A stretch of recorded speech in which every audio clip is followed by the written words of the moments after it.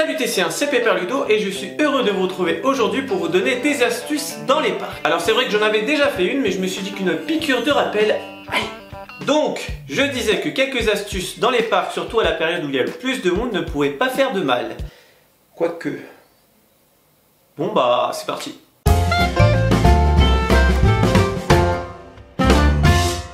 Avant même d'entreprendre quoi que ce soit, le mieux est déjà de se renseigner un minimum sur le parc en question. Ça paraît bête, mais il y a trop de gens qui se pointent dans un parc sans même savoir les activités proposées. Par exemple, si vous êtes avec des enfants, renseignez-vous sur les activités proposées et s'ils font la taille minimum requise pour faire les attractions. Ça serait dommage de payer un billet d'entrée pour 3 tours de carrousel. D'ailleurs, carrousel ou carousel? Disons carousel vu qu'il n'y a qu'un seul S. Bref, ensuite une fois que vous avez décidé dans quel parc vous voulez vous rendre, fouinez un petit peu sur internet. Souvent sur le site du parc en question, vous pouvez trouver des billets à un tarif avantageux. Vous avez également les magasins comme la Fnac, Auchan et compagnie qui proposent des billets à un tarif préférentiel. Et enfin, si vous avez une bonne entreprise, renseignez-vous auprès de votre comité, donc les CE, qui vous proposent des tarifs assez balèzes. Petite parenthèse, je vous déconseille fortement d'acheter vos billets d'entrée sur le Bon Coin, ce sont 90% des faux billets. Je vous ferai à l'occasion une petite vidéo pour vous parler des billets frauduleux. Petit bonus, en achetant vos billets à l'avance, vous économisez déjà de l'argent, mais vous gagnez également du temps parce qu'en arrivant sur le parc, vous n'aurez pas à faire la file d'attente pour la billetterie. Et ouais,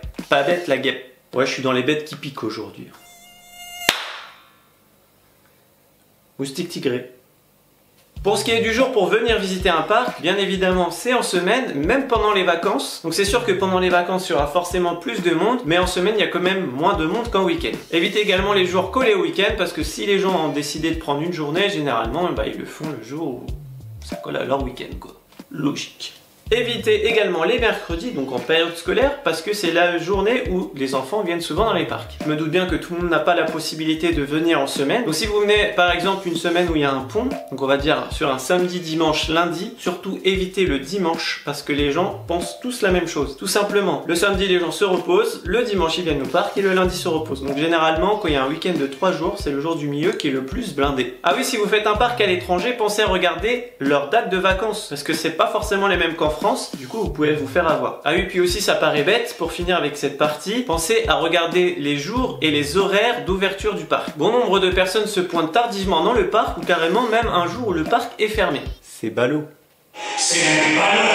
Pour conclure, bien se renseigner sur le parc en question pour ne pas être déçu par le monde, par le prix et par les activités proposées. D'ailleurs, ça me rappelle une anecdote avec mon ami Androland que je salue. En fait, on a été à Walibi Belgium et on s'est pas renseigné à l'avance, sauf qu'on a été le jour où c'était gratuit pour les roues. Du coup, forcément, c'était blindé et on n'a pas profité.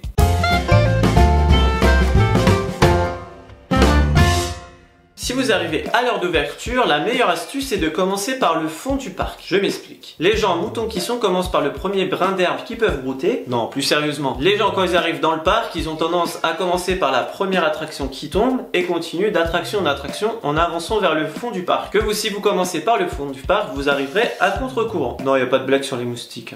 D'ailleurs, profitez de la faible influence du matin pour faire les attractions à faible débit ou les attractions qui ont une file d'attente qui a tendance à stagner. Bon là, il faut connaître un minimum le parc pour le savoir. Mais par exemple, tout ce qui est attractions de type flat ride, donc les attractions foraines comme je pourrais dire, donc les attractions qui ont une seule embarcation, donc tout ce qui est pieuvre, chaises volantes ou les discos, hein. Vous remarquerez que j'adore les discos. Donc c'est des attractions où il faut plus de temps à embarquer les visiteurs que le temps d'attraction en elle-même. C'est des attractions où il y a facilement 5 minutes entre chaque embarquement. Ce qui fait que pendant 5 minutes vous êtes à l'arrêt et le temps d'attente perçu est bien plus élevé que le temps d'attente réel. À l'inverse des coasters où il y a 3, 4 voire 5 trains, du coup il y a un débit d'embarquement assez élevé, du coup ce qui fait que la file d'attente s'arrête quasiment jamais, il y a toujours un flux de visiteurs, ce qui fait que votre temps d'attente perçu est souvent inférieur au temps d'attente affiché à l'entrée. Une fois, une frite une fois. Donc, une fois les visiteurs répartis dans le parc, une autre astuce est de faire les attractions où il y a le moins de monde.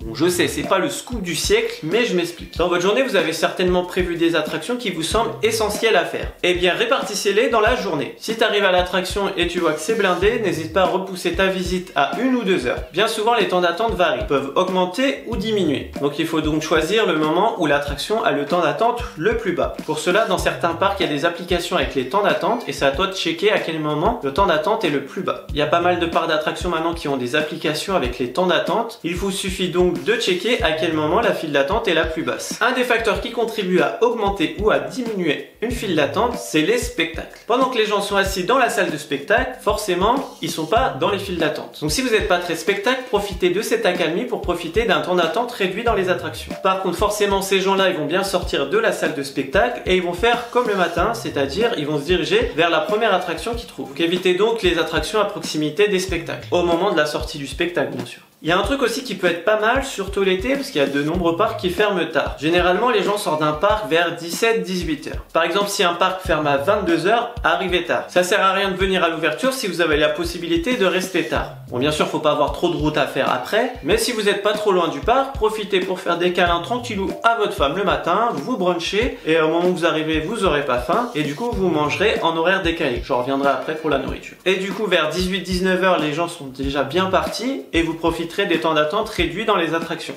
Et en plus, vous profitez du parc le soir, ce qui est quand même assez cool.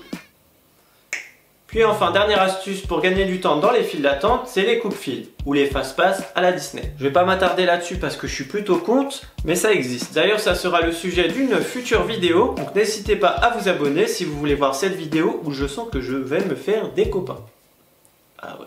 Passons maintenant au meilleur moment de la journée, le repas. Les gourmands se reconnaîtront. Mais du coup, c'est important de choisir bien son horaire pour manger pour encore gagner du temps. Les gens ont tendance à manger entre midi et 14 h, donc le but du jeu, c'est de manger soit avant, soit après. Du coup, entre midi et 14 h, c'est le moment où il y a le plus de files d'attente dans les restaurants, ce qui fait qu'entre midi et 14 h, c'est là où il y a le moins de monde dans les attractions. Ou alors, vous pouvez le faire à la demande, vous mangez un petit peu quand vous avez faim, donc grignotez à droite à gauche, et ça permet de varier les saveurs. Après tout, quand on vient dans un parc, c'est pour se faire plaisir, et vu le nombre de kilomètres qu'on fait, je pense qu'on élimine tout dans la journée.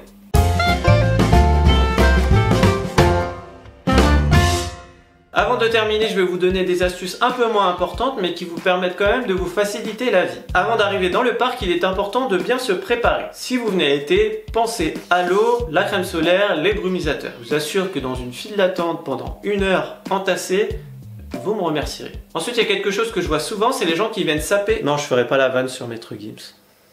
Donc quand tu vas dans un parc, pense que tu vas être debout et tu vas marcher toute la journée. Tu vas peut-être aussi être mouillé et te salir, bah ça reste quand même un lieu très fréquenté. T'es pas là pour pécho, pense à tes pieds. Bon après tu peux, mais ramène des baskets et un truc agréable à porter et viens pas avec un truc de marque de je sais pas combien d'euros. Si c'est pour l'abîmer, je vois pas l'intérêt. Bon quand je dis un truc agréable à porter, respectez-vous quand même. Si c'est pour qu'on se retrouve avec des chaussettes claquettes moumoutes, gardez-les quoi. Bref, je vous ferai peut-être un tuto sur les vêtements, mais c'est pas le moment.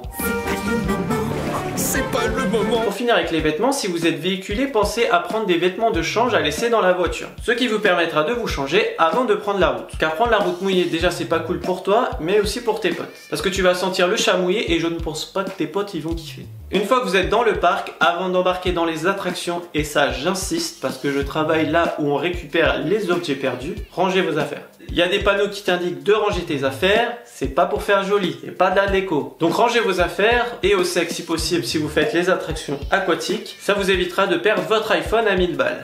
Ouais bah je suis bien content d'avoir mon téléphone chinois à 100 balles. Voilà en gros quelques astuces pour profiter du parc dans lequel vous voulez vous rendre. Mais bon après je vous ai cité les principales, on a tous nos petites astuces pour nous, mais autant se les garder pour soi. Puis il y a aussi des astuces plus propres à un parc qu'à un autre. Comme d'habitude n'hésitez pas à me dire dans les commentaires ce que vous avez pensé de la vidéo, et d'ailleurs si vous avez des astuces perso. N'hésitez pas à liker et partager la vidéo, donc ça paraît peut-être pas grand chose pour vous, mais nous ça nous permet de nous développer et de se faire contacter par des parcs. Et oui, ça c'est grâce à vous. D'ailleurs, j'ai pas mal de parcs à visiter cet été, donc je serai quasiment tous les lundis dans un parc d'attractions, qui donnera enfin de l'actualité sur cette chaîne YouTube. Bon allez, moi je vous laisse, je vous fais des bisous, et bim!